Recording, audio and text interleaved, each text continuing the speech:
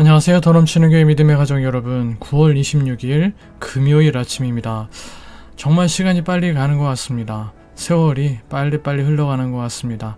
하나님 말씀에 보면 세월을 아끼라라는 말씀이 있는데, 이 말씀은 주어진 기회를 잘 활용해라, 선용해라 라는 의미의 말씀입니다. 하나님께서 우리에게 주시는 이 시간이라는 기회를 잘 활용하고 잘 사용해서 하나님께나 또 사람에게나 의미 있는 인생을 살아가실 수 있는 저 여러분 되셨으면 참 좋겠다라는 바람을 이 아침 갖게 됩니다. 오늘은 여러분들과 함께 역대하 9장 13절에서 31절의 말씀을 함께 묵상하도록 하시겠습니다. 먼저 오늘도 여러분들께서 개인적으로 말씀을 읽어주시기를 바랍니다. 다 읽으신 줄로 믿고요. 계속해서 솔로몬에 관한 말씀을 우리가 묵상하고 있는데, 솔로몬의 그 부와 권력은 하나님이 주신 지혜의 열매였습니다. 이제 그 복을 지키는 길은 지혜의 근원이신 하나님을 경외하며 겸손히 행하는 데 있습니다. 오늘 본문은 바로 그 부분을 우리에게 도전해 주시고 있는 말씀입니다. 오늘 본문의 말씀을 매일 성경 순에서 정리해 놓은 글을 가지고 한번 정리해 보도록 하겠습니다. 13절에서 14절, 솔로몬은 매년 666달란트 약 23톤의 황금을 거두어 당대 최고의 부를 누렸습니다. 15절에서 20절, 그는 순금으로 큰 방패를 만들고 상아로 만든 왕좌에 순금을 입히며 6층계와 12사자로 장식하는 등 왕권과 지혜를 마음껏 과시했습니다. 21절에서 24절, 해상무역과 외국 사절의 조공은 부를 더욱 증대시켰고 예루살렘은 세계적인 관심의 중심이 되었습니다. 25절에서 28절, 솔로몬은 이집트 성지에서 병거와 말을 들여와 병거성에 배치하는 등 강력한 군사력도 갖추었습니다. 그러나 이 모든 화려함은 신명기 17장 16절에서 17절에 명시된 왕의 기준을 어긴 것이었습니다. 모세는 지나치게 많은 부와 군마와 아내가 왕의 마음을 교만하게 하여 하나님을 떠나게 할 수 있음을 경고했습니다. 29절, 솔로몬의 행적이 그의 사후에 반란을 일으킨 여로보암에 대한 기록인 선견자 이도의 묵시록이 기록되었다는 점은 번영의 그림자와 장차 다가올 왕국 분열의 조짐을 내포합니다. 이와 같은 내용이 오늘 본문의 말씀 중에서 하나님께서 우리에게 주시는 교훈은 무엇인지 한번 나눠보겠습니다. 22절로 24절 매일 성경에 있는 묵상의 글을 제가 한번 읽어드리겠습니다. 우리는 지혜를 종종 성공을 이루기 위한 수단으로 여깁니다. 하지만 성경은 지혜의 시작이 하나님을 경외하는 데 있다고 말합니다. 참된 지혜는 뛰어난 판단력이 아니라 하나님의 뜻에 순종하며 그분의 성품을 삶으로 드러내는 태도입니다. 솔로몬의 지혜를 통해 열방이 하나님을 알게 되었듯 우리의 말과 결정, 행동 속에서도 하나님이 누구신지 보여야 합니다. 지혜는 자랑할 만한 능력이 아니라 하나님이 자신의 영광을 위해 맡기신 은혜의 선물입니다. 머릿속 지식에 그치지 않고 하나님을 닮아가는 삶 속에서 빛을 발해야 합니다. 오늘 말과 행동 속에서 하나님의 성품과 지혜를 드러내며 살고 있습니까? 또 23절에 매일 성경 순에 나오는 묵상의 글도 우리가 함께 나눠보겠습니다. 솔로몬은 지혜와 부, 권세를 과시하기보다 그 모든 것을 주신 하나님께 영광을 돌리는 데 집중해야 했습니다. 우리도 자랑할 만한 능력과 소유가 있다면 그것이 나를 돋보이게 하는 확대경이 아니라 하나님의 영광을 선명히 비추는 거울이 되도록 사용해야 합니다. 이 묵상의 글을 통해서 한 2가지 정도 또 우리가 도전을 받을 수가 있을 것 같은데요. 왜 우리의 삶이 하나님의 영광을 선명히 비추는 거울이 되어야 될까? 첫 번째, 그것이 창조주이신 하나님께서 사람을 만드시며 사람에게 두신 제1의 목적이기 때문입니다.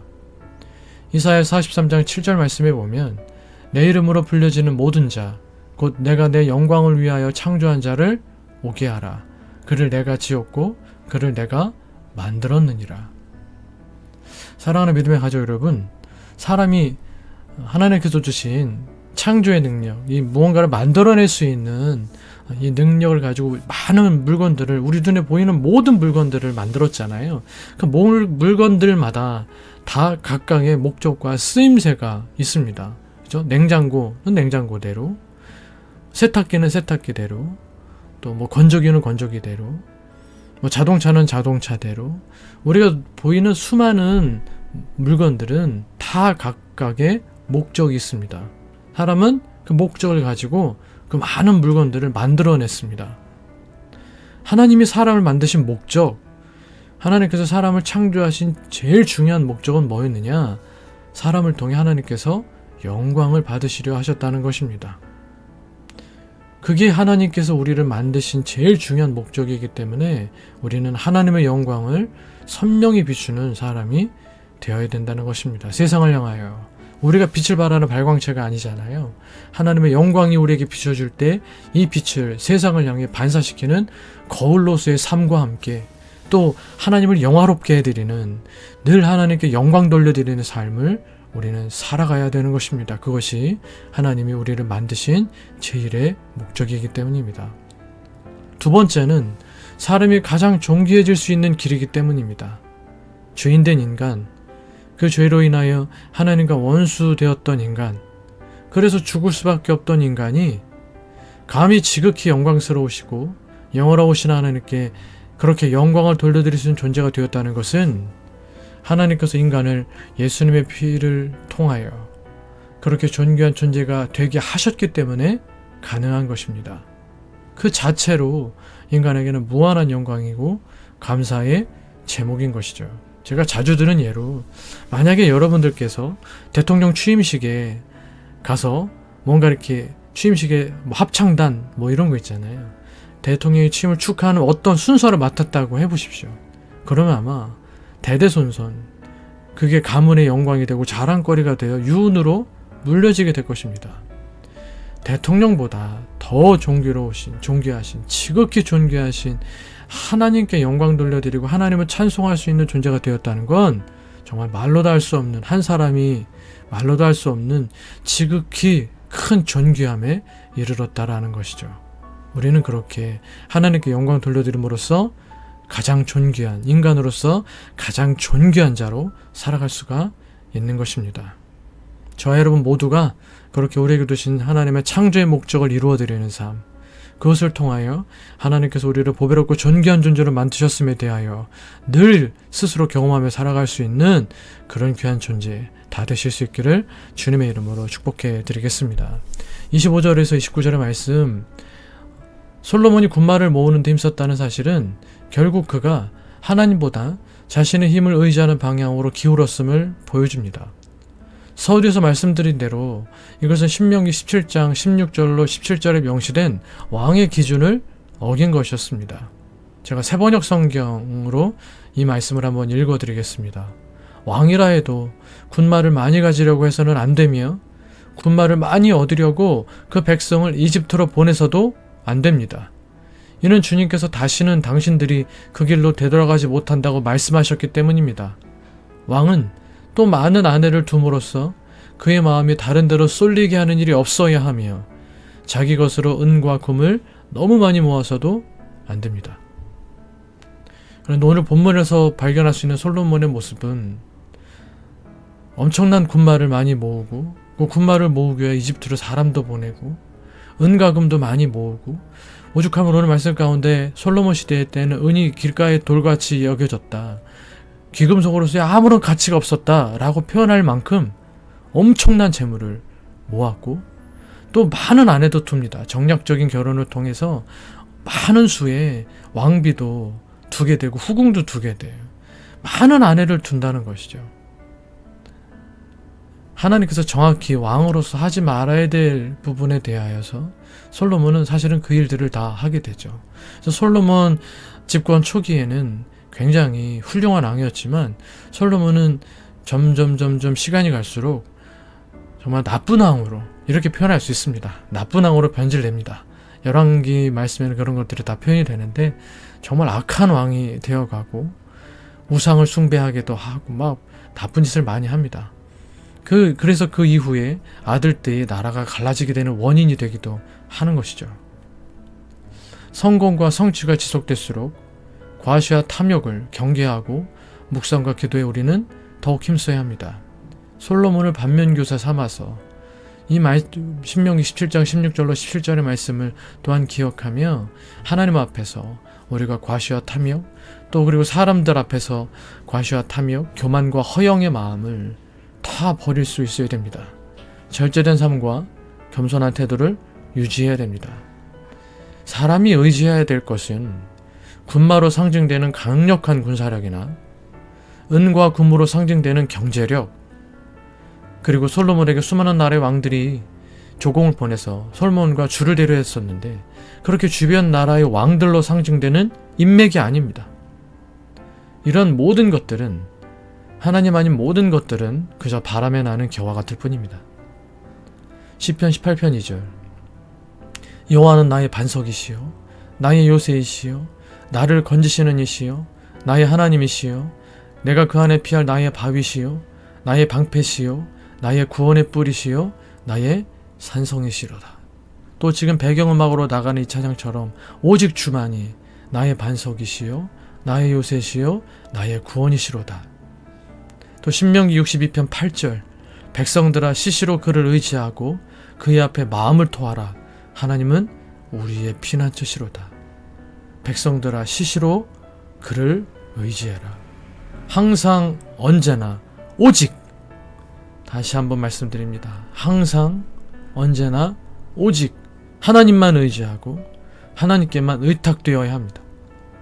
어떻게 해서든 힘과 재물과 인맥을 얻으려는 노력이 아니라 어떻게 해서든 더욱 하나님만 바라보고 하나님만 의지하려는 노력이 오늘 우리가 매 순간 기울여야 할 가장 중요한 일들입니다. 29절로 31절, 솔로몬의 시대는 지혜와 부, 명예의 절정이었습니다. 그러나 본문은 솔로몬이 죽고 그의 아들 르호보암이 왕이 되었다는 것으로 끝을 맺습니다. 아무리 화려했던 인생도 결국은 한 사람의 생애가 끝날 때 세월의 흐름 속에 자리를 내어줄 뿐입니다. 화려한 성취도, 풍요로운 삶도 시간 앞에 멈추지만 하나님 앞에서 어떻게 살았는지는 영원히 남습니다. 인생의 참된 성공은 호흡이 끝나는 순간에 드러납니다. 나는 오늘 하나님 앞에서 가치 있는 흔적을 남기고 있습니까? 제가 여러분들에게 정말 자주 하는 얘기죠. 하나님 앞에서 하나님께 직접 너는 나를 위해 참 의미 있는 인생을 살았다 하고 인정받고 칭찬받는 우리 인생이 될 수 있어야 된다라고 제가 참 자주 말씀드립니다. 그런 인생들 다 되실 수 있기를 축복합니다. 하나님 말씀에 순종하며 하나님 나라를 위한 의미 있는 삶을 사심으로 무엇을 하든 바로 이것을 늘 기억하고 스스로에게 묻고 그 답을 실천하며 사심으로 그 칭찬과 인정을 하나님께로부터 직접 받을 수 있는 사랑하는 더 넘치는 게 모든 믿음의 가족 여러분 다 되실 수 있기를 주님의 이름으로 축복해 드리겠습니다. 우리 함께 기도하시겠습니다. 기도하실 때 오늘 나누었던 말씀들을 기억하시면서 하나님, 제가 더욱 하나님께 영광 돌려드리는 삶, 하나님의 영광을 드러내는 삶, 그리하여 하나님 앞에 참 보배롭고 존귀한 존재가 되는 이 삶을 제가 매 순간 잘 살아갈 수 있게 해주시옵소서 기도하시고, 또 하나님, 제가 오직 하나님만 의지하겠습니다. 오직 하나님만 더욱더욱 의지하겠습니다. 재물이나 사람이나 그 어떤 힘이 아니라 오직 하나님만 바라보고 하나님만 의지하려고 노력하고 또 노력하겠습니다. 마음과 생각을, 삶을, 실천을 주님 붙들어 주시옵소서. 하나님 앞에 또한 기도하실 수 있기를 바라고, 우리의 인생이 하나님으로부터 직접 너는 참 나를 위하여 의미 있는 인생을 살다가 왔다라고 그날에 칭찬받을 수 있는 인생이 될 수 있기를 소망하시면서 기도하시는 이 아침 되시기를 바라겠습니다. 또 계속해서 우리 교회를 위하여서, 또 우리 믿음의 가족들을 위하여서 여러분들의 개인적인 기도 제목도 위해서 기도하시다가 자유롭게 일상의 삶을 시작하실 수 있는 이 아침 되시기를 바라겠습니다. 함께 기도하시겠습니다.